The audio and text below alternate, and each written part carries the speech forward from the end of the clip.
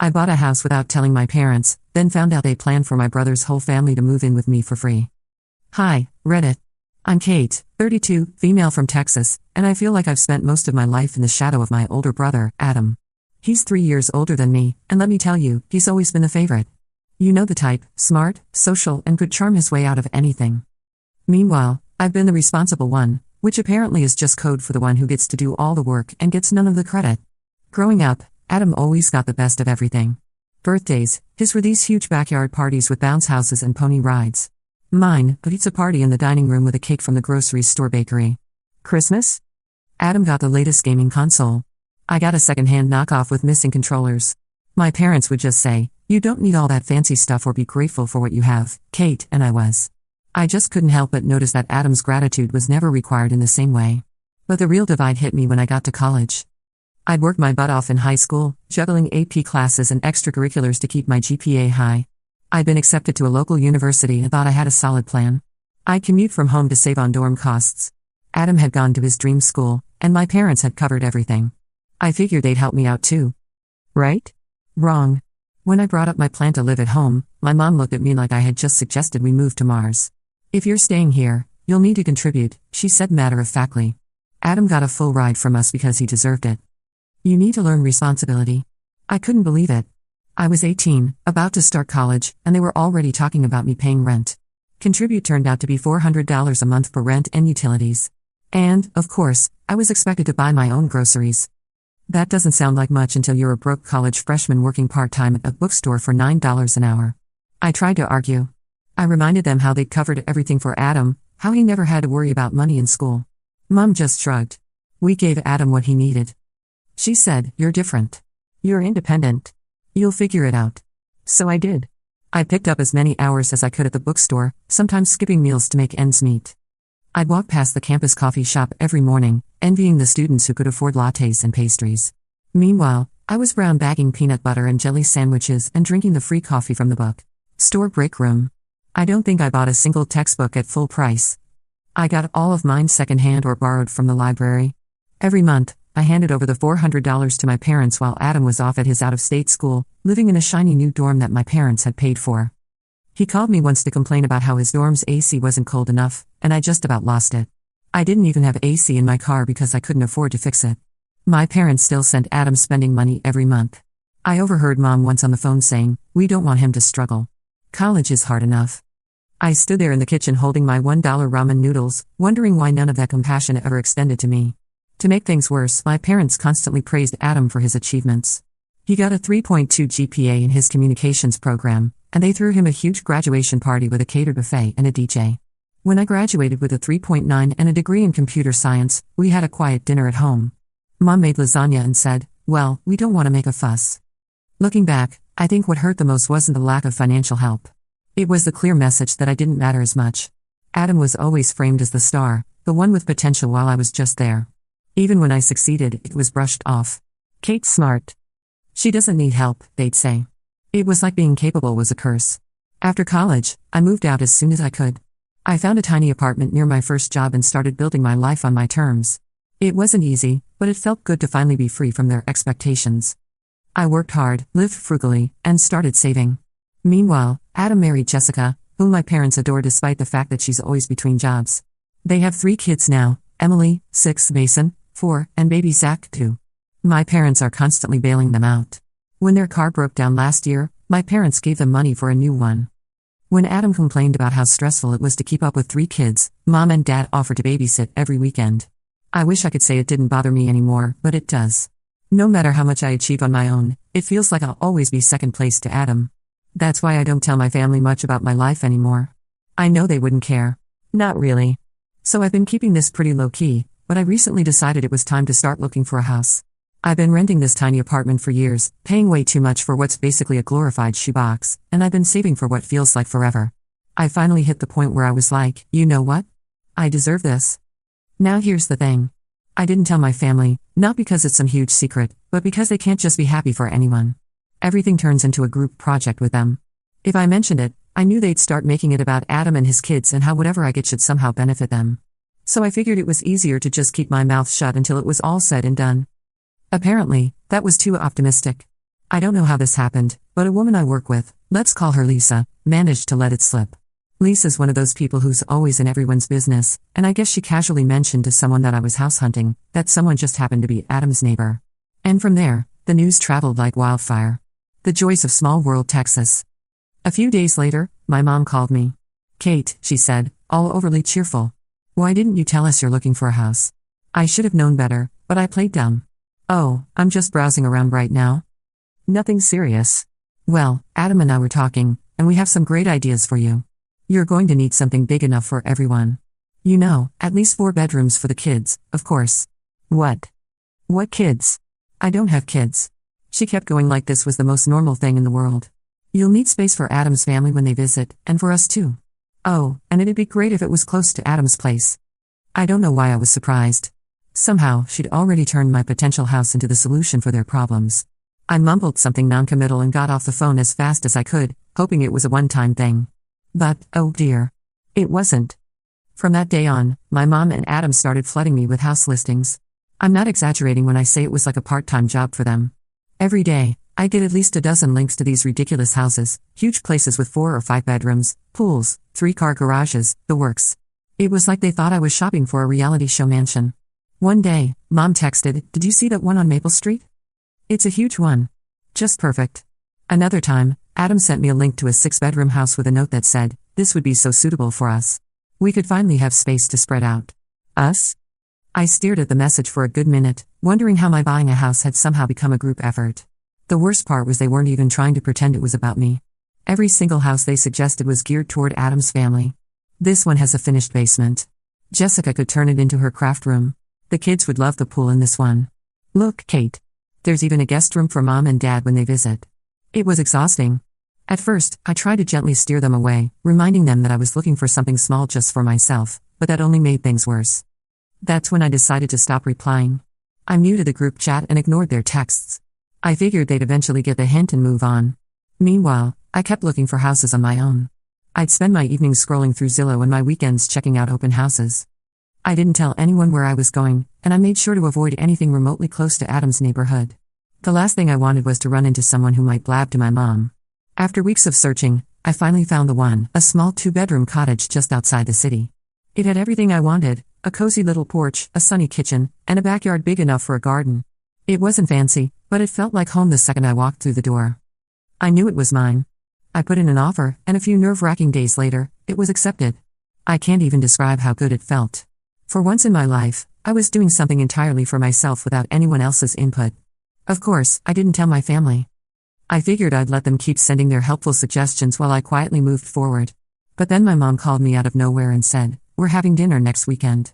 You're coming, right?" I almost said no. But then I thought, you know what? Let's just get this over with. So I'm going to this dinner, and I already know what it's going to be like.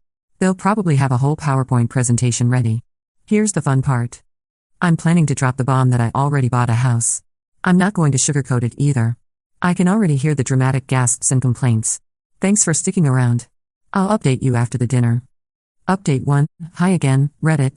First off, I want to say thank you for all the comments and advice on my last post. I've read most of them, and it's been a mix of eye-opening and hilarious. A lot of you said you couldn't believe how entitled my family sounds. And trust me, I feel the same way. Others mentioned how they've dealt with similar situations. And honestly, it's comforting to know I'm not the only one going through this kind of thing.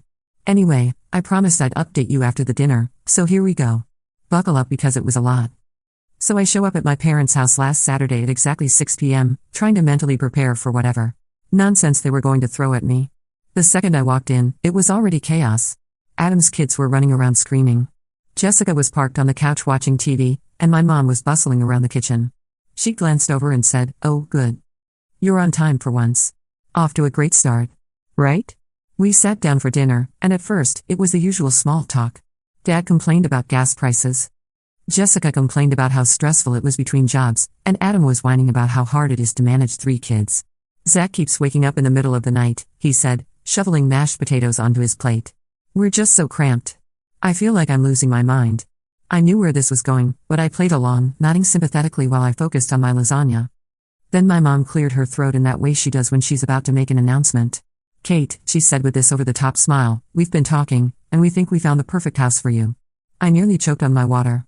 Of course, they'd come armed with a plan. Oh, I said, keeping my voice as neutral as possible. Yes, Adam chimed in. It's a beautiful place and it's only a few blocks from us. It has 5 bedrooms, a huge yard for the kids, and even a guest suite. Mom jumped in before I could respond. It's perfect for everyone. There's enough space for the kids to finally have their own rooms, and Jessica could even set up an office. Plus, it's in such a great neighborhood, close to good schools. I just stared at them, completely dumbfounded. They weren't even trying to pretend this was about me anymore. So Adam said, smiling like this was a done deal. We can go see it tomorrow if you want. That's when I decided I'd had enough. Actually, I said, putting down my fork, I already bought a house. The room went dead silent. Even the kids stopped making noise. What? Mom said, her voice sharp. I bought a house, I repeated. It's a small 2-bedroom cottage just outside the city. It's perfect for me. For a second, I thought maybe they'd be happy for me. Then Mom's face turned red and Adam's jaw practically hit the floor. A cottage? Adam finally said, his tone dripping with disbelief. How are we supposed to fit in a cottage? You're not, I said. Because it's my house. I bought it for me. Mom jumped in before Adam could respond. Kate, how could you make such a big decision without consulting us? We've been working so hard to find the perfect place for you. No, I said, trying to keep my cool. You've been working hard to find the perfect place for Adam and his family. I didn't need your help. I knew what I wanted, and I bought it. Adam's voice got all high-pitched like he was about to cry. But we need this, Kate. Do you know how hard it is for us in that tiny apartment?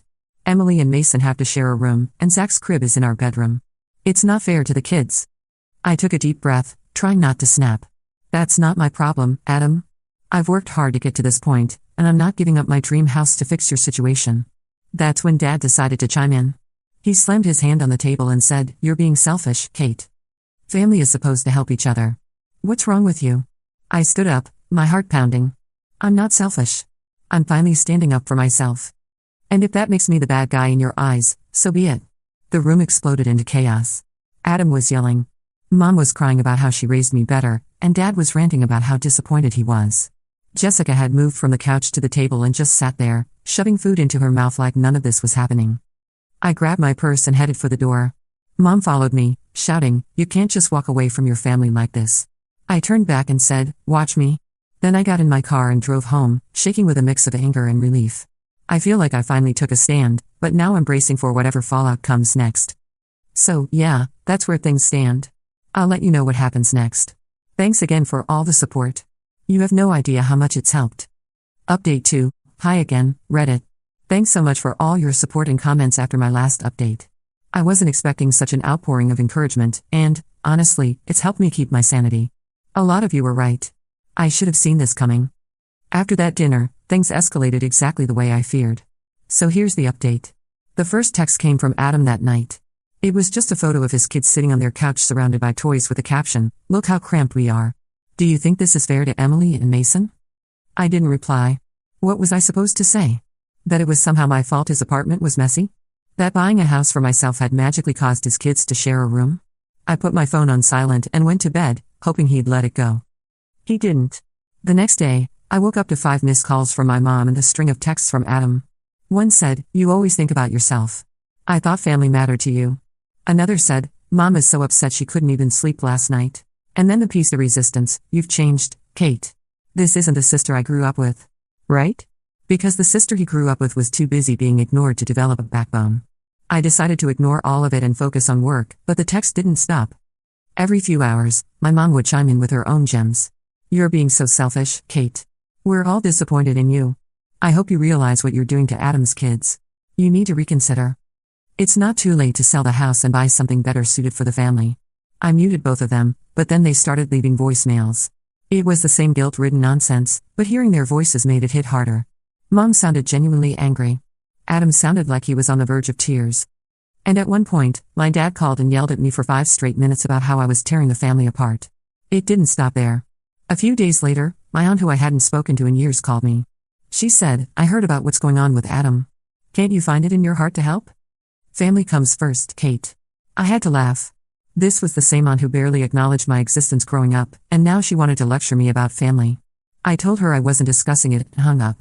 Next came the Facebook posts. Adam posted a photo of his kids squeezed together on their bunk bed with a caption, All they want is a little space to grow, But I guess some people think family isn't worth helping anymore. The comments were full of sympathy from his friends who had no idea what was actually going on. Stuff like, "You're such a great dad. Whoever's letting you down doesn't deserve you, and how could anyone leave you guys in that situation?" I wanted to scream. He was making me out to be the villain, and I couldn't even defend myself without looking petty. So I stayed quiet and kept scrolling. But then my mom posted something on her own page. She shared a picture of my house. How she got it, I have no idea. With a caption, "It's so sad when someone forgets where they came from. Family sacrifices so much for you, and this is how they repay you." I blocked both of them immediately, but not before a coworker messaged me to ask what was going on. Apparently, Lisa, yes, that Lisa, had seen the post and was gossiping about it at work. Now half the office thought I'd abandoned my family to live in a mansion by myself. For the record, my house is just a cottage, not exactly lifestyles of the rich and famous. The stress was starting to get to me. Every time my phone buzzed, I felt a wave of anxiety. I stopped checking social media and avoided my inbox. Even when I was working, I couldn't focus because I was bracing myself for the next call or message. Things hit a new low when Adam showed up at my apartment one evening, unannounced. I opened the door to find him standing there with Zach on his hip and the other 2 kids in tow. He looked exhausted, and the kids were all crying or whining about something. "Kate," he said, his voice cracking. "We need to talk." I crossed my arms and stood in the doorway, blocking them from coming inside. "What do you want, Adam?" "Please," he said, tears in his eyes. "We don't have anywhere else to go. The landlord's raising our rent again, and we can't afford it. Just let us stay with you for a little while. The kids need stability." I felt my heart sink, but I stood firm. "Adam, I'm sorry you're struggling, but my house isn't an option. It's not big enough. And, honestly, this isn't my responsibility." He stared at me like I had just kicked his puppy. "So that's it? You're just going to let us suffer?" "I'm not letting you suffer. I've worked hard to get where I am, and I'm not going to let you guilt me into giving it all up." He muttered something under his breath, then turned and stormed off, his kids trailing behind him. I shut the door and leaned against it, feeling a mix of guilt and relief. The next morning, my mom called to tell me I was heartless for turning Adam away. She accused me of being cold and ungrateful and said I was going to regret it someday. I hung up without saying a word. And even as I'm writing this post, their texts are popping up nonstop on my phone. Mom's sending walls of guilt-ridden paragraphs and Adam's firing off photos of the kids. I even got a voicemail from Dad just now that started with, "I hope you're happy," and I didn't even bother listening to the rest. I can't take it anymore. The first thing I'm going to do tomorrow morning is change my number and only give it to trusted friends in my work. It's clear they're not going to stop until I completely cut them off. I'll deal with the social media stuff, tightening up my privacy settings and blocking anyone who might try to stir the pot, but that's for later. One thing at a time.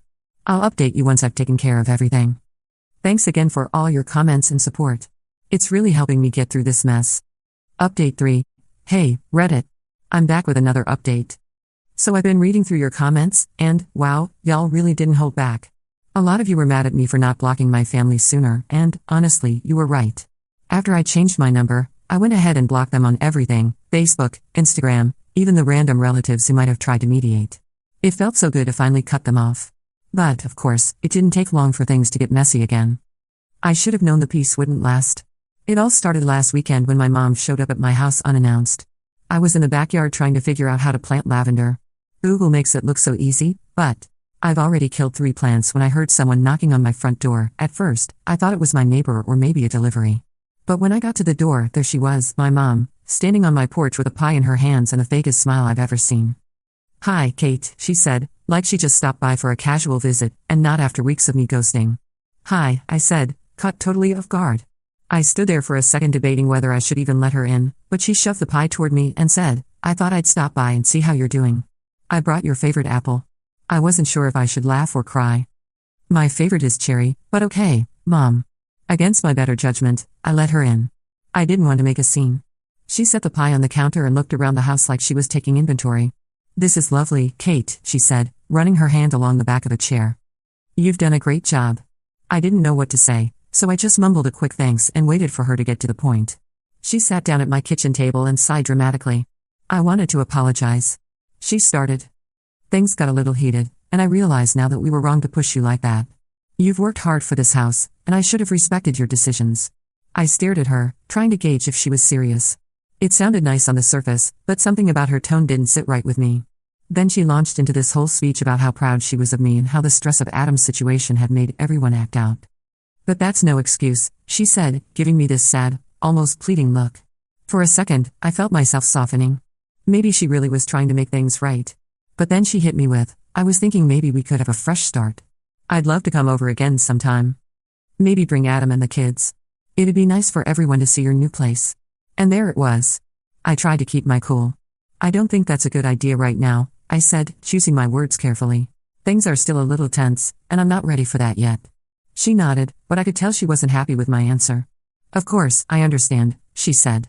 But her smile was a little too tight, and her eyes kept darting around the room like she was sizing up the place. After a few more minutes of small talk, she stood up and said, well, I should get going. Thanks for letting me stop by. I really mean it, Kate. I just want us to be a family again. I nodded, but didn't say anything. After she left, I locked the door and just stood there for a while, staring at the pie on the counter. Something about the whole visit felt off. For the past few days, I couldn't stop replaying the conversation in my head. Was she being genuine, or was this just another manipulation tactic? The timing seemed way too convenient. She'd spent weeks harassing me, and the second I cut them off, she suddenly shows up with an apology and a pie. It also didn't sit right with me how quickly she glossed over everything that had happened. She didn't even mention the texts, the voicemails, or the fact that I'd blocked her. It was like she was pretending none of it had ever happened, which felt weird. And the whole thing about bringing Adam and the kids over, that didn't feel like a casual suggestion. It felt calculated, like she was testing the waters to see how much I'd let slide. I haven't reached out to her since, and she hasn't contacted me again either. But I can't shake the feeling that this isn't over. Knowing my family, there's probably something else brewing, and I'm just waiting for the other shoe to drop. What do you think, Reddit? Was my mom being sincere, or is there more to this than she's letting on? Part of me wants to believe she's genuinely trying to fix things, but the other part of me feels like I'd be an idiot to trust her. Let me know your thoughts. I could really use some outside perspective right now. Update 4, hi Reddit. I'm back. And, wow, do I have an update for you? Hopefully, the last one. I wish I could say things have calmed down, but instead, everything has gone from mildly irritating to full-on crazy. I don't even know where to start, but let's just say I'm officially done giving my family the benefit of the doubt. So you remember how my mom stopped by with that apology and a pie? At the time, I told you all I had a bad feeling about it. Turns out, my gut was right. Something about her visit wasn't sitting well with me, but I couldn't figure out why. She seemed way too interested in every detail of my house, from the locks on the doors to the layout of the rooms. At the time, I brushed it off as her being nosy, but now I realize it was part of a bigger plan. A few days after her visit, I went about my week as usual. Work was busy, so I was mostly holed up in my new home office, focused on deadlines. I wasn't thinking much about my family. Things had been quiet since the visit, and I thought maybe they were finally backing off. Then came Saturday. I'd gone out to run errands in the morning, just the usual stuff, grocery shopping, a stop at Target, and picking up a package from the post office. I got home around noon, bags in hand, ready to put everything away and enjoy a quiet weekend.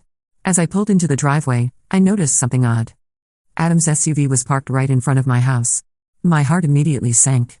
I walked up to the door fumbling with my keys, and that's when I heard voices inside. At first, I thought maybe I'd left a window open or my TV on.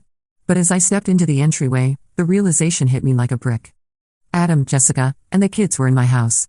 The scene inside was pure chaos. Emily and Mason were sprawled out on my couch, surrounded by snacks and toys that weren't even theirs. Zach was toddling around the living room, chewing on one of my throw pillows like it was a teething ring. Jessica was in the kitchen, raiding my fridge. And Adam? He was in the sunroom, rearranging my furniture like he was on HGTV. What the hell is going on? I blurted, my voice shaking with a mix of anger and disbelief. Adam looked up completely unfazed. Oh hey, Kate. We figured it'd be easier to just move in while you were out. I stared at him, trying to process what he had just said. Move in? Are you serious? He rolled his eyes like I was the one being unreasonable. Mom gave us the key. She said it'd be fine. I felt like I was going to explode. Mom gave you what key? The spare key, he said, gesturing toward the kitchen counter where I'd left it during Mom's visit. We really needed the space, and your house is perfect for us. It could have been bigger if you'd listened to us, but it'll do. And Jessica can finally have an office. Get out, I said, my voice dangerously calm. Kate, don't be like that, Jessica chimed in, leaning against my fridge with a sandwich. You're single. You don't need all this space. This house makes way more sense for us. I couldn't believe what I was hearing. They were talking about my house like it was just another one of my parents' handouts for Adam. Get out of my house, I repeated louder this time. Adam scoffed. We're family, Kate. Stop being so dramatic. We've already started settling in, and the kids love it here. It's not like you're using all this space anyway. I didn't even know how to respond. I was so angry I could barely think straight. Instead of arguing, I pulled out my phone and started dialing 911. Seriously? Adam said, his voice dripping with disbelief. You're calling the cops on your own family? Watch me, I said, holding the phone up so he could see. When the dispatcher answered, I calmly explained the situation that my brother and his family had broken into my home and were refusing to leave. Adam and Jessica tried to argue with me while I was on the phone, but I ignored them. By the time the cops arrived, I was shaking with adrenaline, but I was also determined not to let them get away with this. The officers were professional but firm. They asked Adam and Jessica to explain why they were in the house, and their story was as ridiculous as you'd expect. We're family, Adam said as if that was a valid legal defense. Jessica kept going on about how I had plenty of space and how it was the right thing to do. The officers weren't having it. They told Adam and Jessica that they were trespassing and that they needed to leave immediately. Adam started yelling, saying he didn't know it was a big deal, and Jessica muttered something about how I was being selfish. I stayed silent through the whole thing, letting the cops handle it. It was honestly satisfying to watch Adam and Jessica pack up their stuff, including the snacks they'd raided from my pantry, and shuffle out the door. After they left, one of the officers pulled me aside and asked if I wanted to press charges. I thought about it for a moment, but honestly, I just wanted them gone. I told the officer I didn't want to press charges as long as they stayed away from my property. He nodded and said they'd file a report in case anything else happened. Once they were gone, I locked the door and just stood there for a while, taking it all in. My house felt different now, violated almost. The idea that they just let themselves in without asking, without even caring how I'd feel about it, made my skin crawl. I've already called a locksmith to get all the locks changed, and I'm thinking about installing a security system too. I'm done giving them the benefit of the doubt. This wasn't a misunderstanding or a moment of desperation. This was entitlement, plain and simple. I'm still trying to wrap my head around the fact that my own brother thought this was okay. And the fact that my mom gave him the key, I don't even have words for that yet. I called my lawyer this morning, explained the whole situation, and had a formal cease and desist letter drafted and sent to my mom, Adam, and Jessica. The letter outlined everything they'd done and made it clear that if they continue to harass me, I wouldn't hesitate to take legal action. Anyway, that's where things stand for now. I'm still furious, but I'm also kind of numb. Part of me is wondering if this is really over or if they're going to try something else. Thanks again to everyone who's followed along and supported me through this wild ride. Your advice, validation, and even the tough love have meant more to me than I can say. Take care, Reddit.